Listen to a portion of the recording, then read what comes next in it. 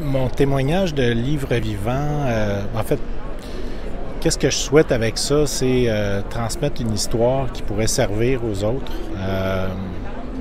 Mon expérience de vie est unique, puis moi j'ai tiré des leçons de cette expérience-là, puis je pense que ça pourrait aider les autres. Donc c'est vraiment ça, c'est une question de sensibiliser les autres à des enjeux de santé mentale. Moi j'ai été proche aidant, puis j'ai beaucoup appris sur les enjeux de santé mentale, mais c'est aussi sur moi-même. Donc c'est vraiment ça, là, c'est le parcours d'apprentissage puis de sensibilisation. Jusqu'à l'âge de 40 ans, j'ai pas dévoilé mes problèmes de santé mentale. Donc, j'envisageais pas de devenir livre vivant, mais surtout pas au Salon du livre. Je trouve que c'est une très belle opportunité.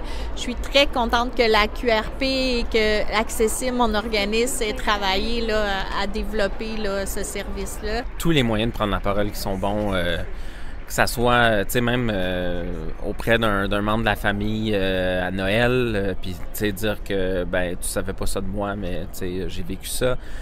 Donc, toutes les opportunités sont bonnes pour se dévoiler, ou en tout cas, juste engager une conversation, pas nécessairement tout déballer, là.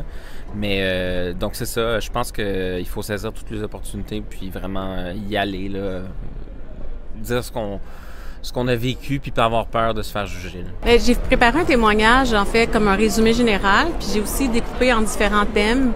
Puis j'ai proposé aux gens s'il y avait un thème préféré. Donc, j'ai parlé de mon retour au travail, de la paraidance, tout ça à une personne, puis à l'autre, j'ai parlé d'anxiété puis mes dépressions.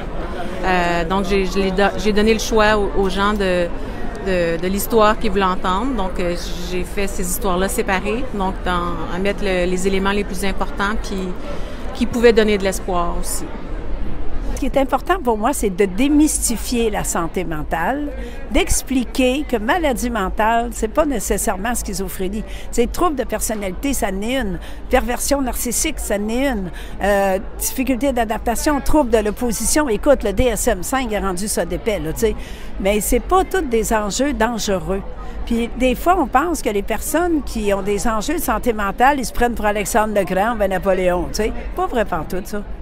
Moi, je travaille avec des artistes, puis j'en suis une artiste.